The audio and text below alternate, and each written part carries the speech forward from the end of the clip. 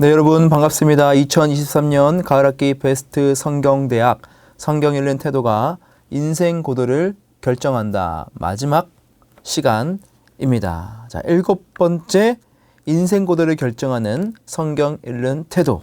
자, 무엇일까요? 바로 성경을 정독하라입니다. 자, 정독하라는 말은 무슨 말입니까?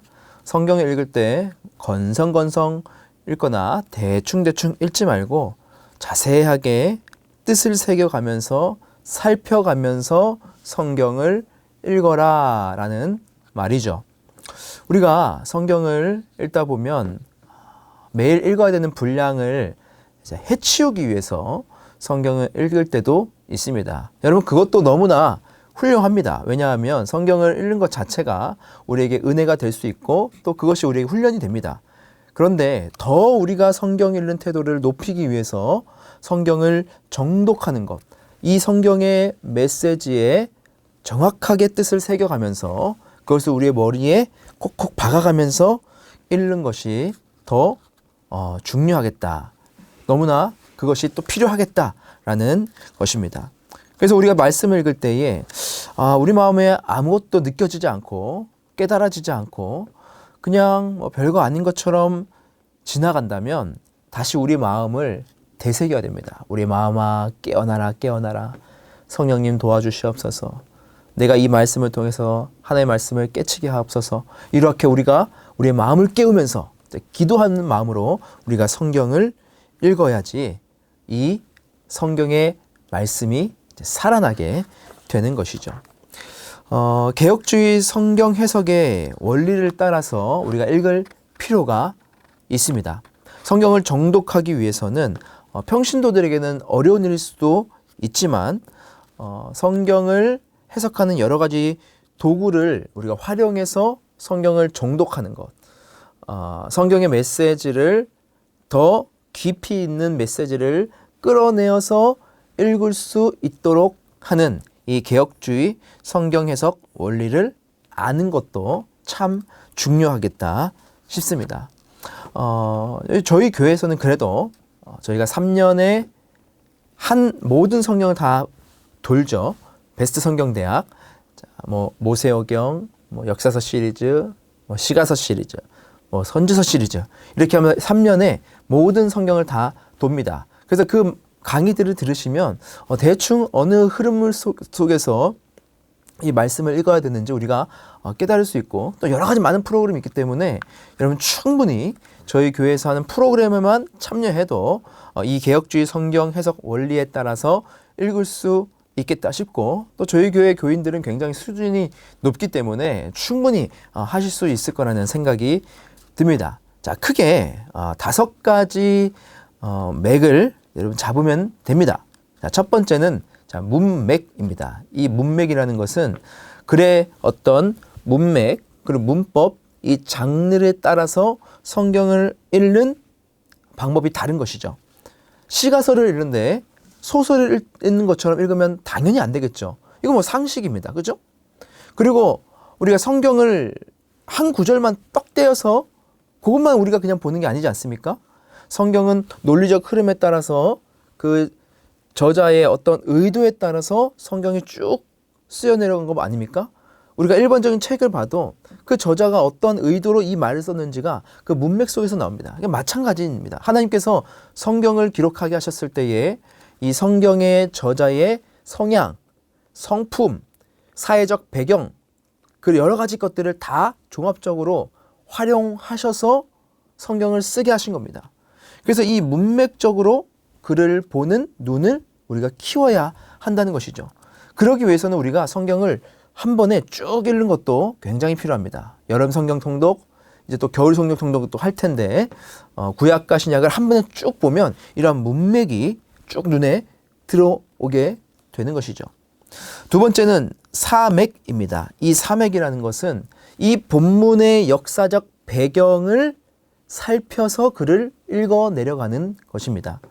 그러니까 그 당시에 어떠한 문화적인 배경, 역사적인 배경이 있느냐에 따라서 이 글을 쓰는 그 저자가 그 문맥 안에, 그 역사적 배경 안에서 글을 쓰지 않습니까? 그래서 모세오경이 쓰여졌던 그 시대의 어떤 고대 근동의 문화적 배경들, 그죠?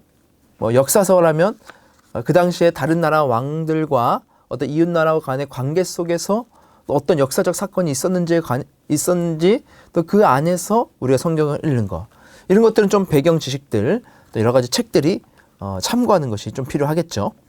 그리고 경맥입니다. 이 경맥이라는 것은 성경 전체의 이제 경륜, 구원의 경륜에 따라서 이 성경이 이어지거든요. 창세기부터 시작해서 요한계시록까지. 특별히 우리가 지금 예수 그리스도 중심으로 성경을 읽게 하지 않습니까? 창세기부터 시작해서 이 계시록까지 예수 그리스도의 구원의 그 경륜에 따라서 성경을 돌파할 수가 있습니다. 이 경맥에 따라서 그 말씀을 읽는 것도 굉장히 중요한 일이죠. 자, 구약은 뭡니까? 오실 메시아, 예수 그리스도에 대한 그 예언으로 가득 차 있죠. 신약은 오신 메시아, 예수님에 대한 이야기로 가득 차 있지 않습니까? 그리고 종말로에는 앞으로 다시 오실 메시아. 그러니까 이 성경 자체가 예수 그리스도 중심으로 쭉 이어진다는 겁니다. 그 안에서 우리가 그 본문을 볼 때에 또 다른 시각으로 더 깊은 메시지를 우리가 뽑아낼 수 있는 것이죠. 또 영맥, 성령에 맞추는 겁니다. 우리가 말씀을 묵상하면서 성령 하나님께서 이 말씀을 통해서 나에게 주시는, 성령의 조명을 통해서 나에게 주시는 그 말씀, 그것을 우리가 영맥이라고 하는 것입니다. 그러니까 성령께 다이얼을 맞추는 것이죠. 다섯 번째는 이제 생맥. 이 생활의 지평과 이 성경의 지평, 이 두 지평을 잘 녹여서 하나의 지평으로 만드는 겁니다. 하나의 지평으로. 그러니까 성경에서 나오는 그 성경의 지평을 우리의 생활과 계속해서 연결시키는 겁니다. 하나의 말씀을 우리 생활과 연결시켜서 성경을 보는 것이죠. 그게 바로 생맥입니다. 그래서 우리가 이 다섯 가지 맥을 잘 잡고 성경을 읽어 나가면 훨씬 더 우리에게 더 유익과 큰 깨달음을 줄 수 있는 그런 성경 읽기가 될 수 있다는 것입니다. 자, 이게 굉장히 어려워 보이죠? 어려워 보이지만 여러분, 어려운 것이 아닙니다. 그냥 성경 하나만으로 사실은 충분하고, 또 ESV 같은 성경은 굉장히 옆에 주석들도 많이 달려있고 또 배경들도 많이 써 있거든요. 그것만 봐도 충분히 우리가 할 수 있습니다. 그리고 중요한 것이 무엇이냐면 이러한 구절이 있습니다. 이러한 명제가 있는데, 성경은 성경으로 해석한다. 개혁주의 성경 해석의 대원리가 바로 성경은 성경으로 해석한다입니다. 자, 이게 무슨 말입니까? 성경보다 다른 권위를 두지 않는다는 말입니다. 성경보다 다른 어떤 권위 있는 책을 가지고 성경을 보면 성경은 그 권위 아래에 있는 것이죠. 하지만 우리는 성경을 무엇으로 봅니까? 하나님께서 우리에게 주신 하나님의 말씀, 우리의 유일신 하나님의 말씀으로 보기 때문에 이 성경 위에서 어떤 것도 성경을 재단할 수 있는 것은 아무것도 없습니다. 그렇기 때문에 성경의 권위를 제일 높이기 위해서는 성경은 성경으로 해석한다. 이게 바로 개혁주의 성경 해석의 대원리입니다. 그래서 창세기에 나온 말씀과 또한 마태복음에 있는 말씀을 같이 서로 대조하는 것이죠. 이 말씀을 또 이 말씀과 적용해 보는 것이죠. 이렇게 성경이 성경으로 해석을 할 수 있는 겁니다. 그래서 성경으로도 여러분 충분합니다.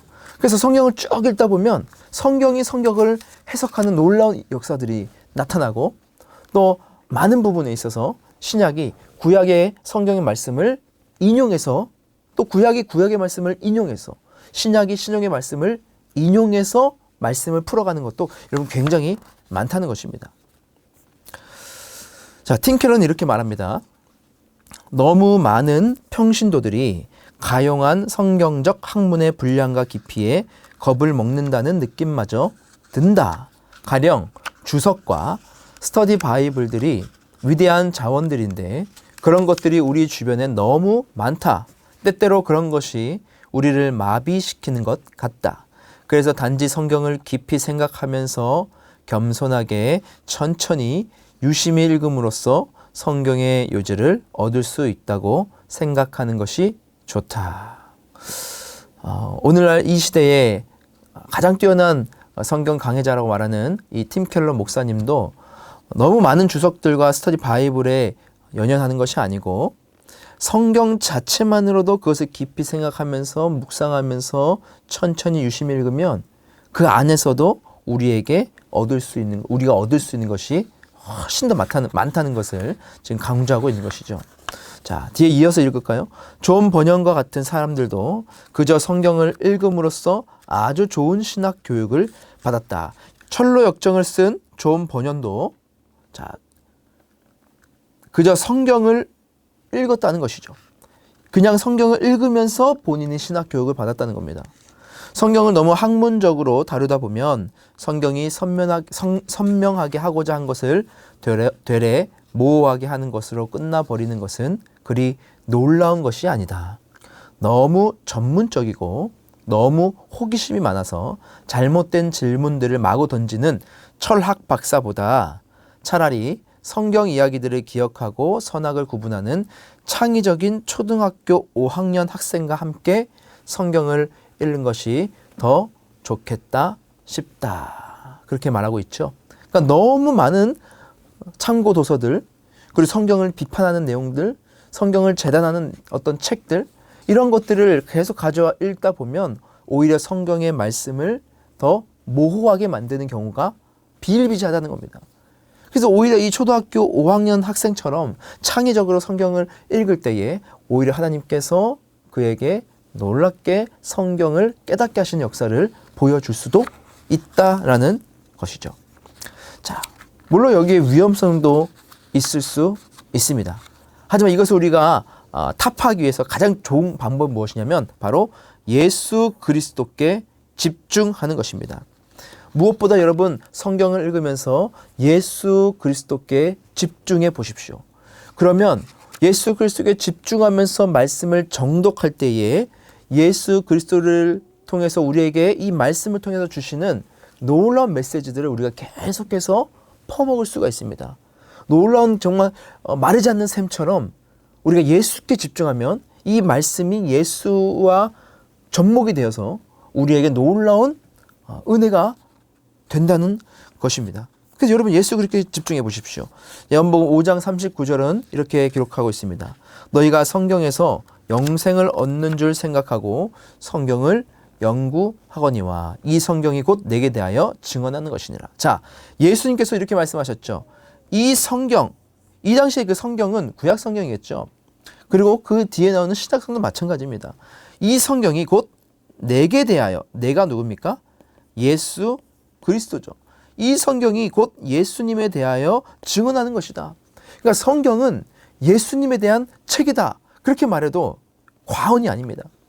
그래서 우리가 예수 그리스도께 집중하면서 성경을 읽으면 금은보화를 밭에서 발견하는 것 같은 그런 놀라운 것을 우리가 발견할 수 있다는 것입니다. 구약에서는 예언과 어떤 유형과 또한 제사제도와 어떤 인물을 통해서 예수 그리스도를 우리가 그림자처럼 모형으로 발견할 수 있죠. 여러분 모세도 예수 그리스도에 대한 모형입니다. 다윗도 마찬가지고요. 엘리야, 엘리사, 모든 성경에 나오는 인물들, 구약에 나오는 인물들은 다 예수 그리스도의 하나의 모형입니다. 그리고 완전한 예수 그리스도가 이 땅 가운데 오신 거죠. 신약은 실제로 그리스도가, 하나님이신 그리스도가 육체가 되어서 성육신 하셔서 이 땅에 오신 내용입니다.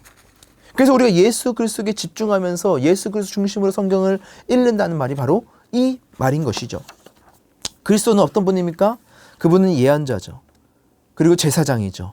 왕이죠.